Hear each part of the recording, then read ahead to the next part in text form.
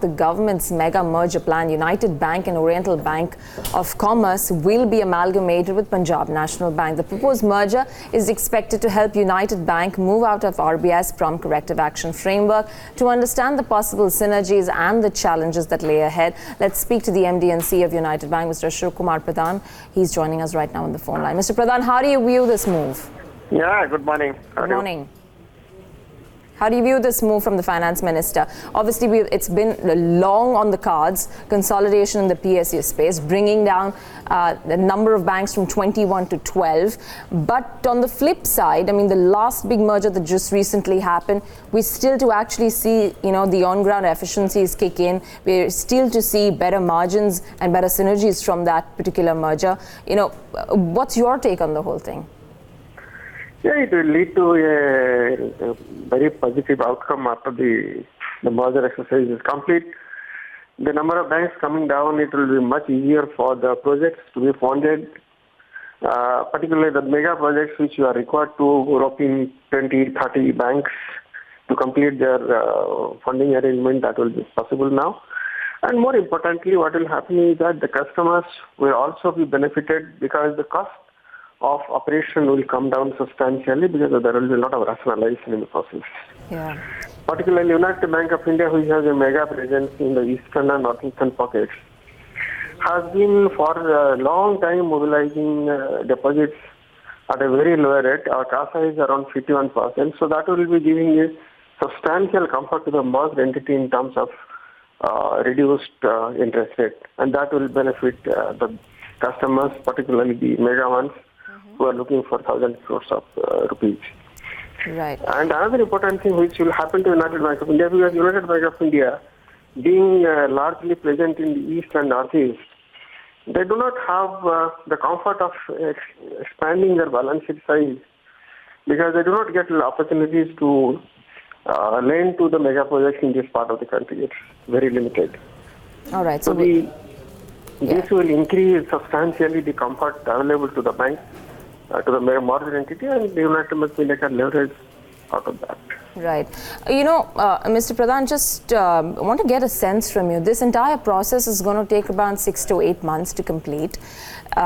So the point of addressing the immediate need of credit revival and credit growth in the system to make sure that they reach, the customers when they need it, probably doesn't meet the purpose at this point, since it's going to take about 6 to 8 months. And the other part of it is, instead of management's concentrating on how to spur activity on ground, the bandwidth now gets shifted towards making sure that the merger happens in the correct fashion and at the right pace.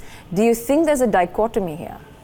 Yeah, I agree with you. There will be some dislocation because I would have expected at this point in time when the economy is seeing a downturn, all the bankers should have been firing from all cylinders. Instead, a large amount of energy will be dissipated today because the banks will be getting engaged in the very internal reconciliation, back office separation corrections. So that will be taking a large amount of management time also.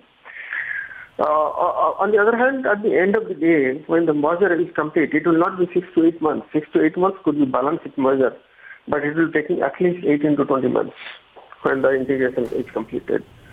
So we are yet to see the fruit of Bank of India and Bank which are having a merger. State Bank merger is a different exercise because in State Bank it was all are operating the same platform. Even then it took about 12 months to complete the exercise. And so here is asymmetrical merger. It will take a lot of time. There will be some dislocation, but whenever we do good things, sometimes some unintended consequences do happen. So that can be avoided. Yeah, and that was probably one of the only major positives that the digital platform sharing that they're talking about. The other point being is now with the combined entities, obviously you'll be able to talk about yours, but the fact that the provision coverage ratios, the net non-provisioning, non-performing asset provisioning, they're still not up to the mark, and probably post the mergers also your coverage ratio of the combined entity may still fall short of that 70%. And in light of that, the combined entity will need more fund infusion. Isn't that counterproductive? Okay, please, complete. What is happening is that if you look at United Bank of India or Oriental Bank of India, provision coverage ratio stands at a very high level. Today, United Bank of India PCR is about 74%.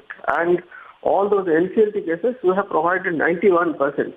So I don't need to worry about additional provisions. So also I understand OBC, but that is a little shortfall in PNB. Government has given good amount of capital, which we will be using as growth capital in United Bank of India 6-8 months when the merger process is getting completed. Hopefully PNB also will be able to substantially improve the provision coverage ratio. And when we get the merged entity in place and the balance sheet is, say, 1st of April or 1st of January, as the government is talking about, we are yet to decide the date. I would believe the 1st April would be the appropriate date, because by the time whatever little work has been done in the process, they will not be getting to fruition, and we will be able to do our activities in the manner that will be supportive of the economy when the economy needs substantial support from the banking industry. So hopefully things will be much better. That's what we are seeing today.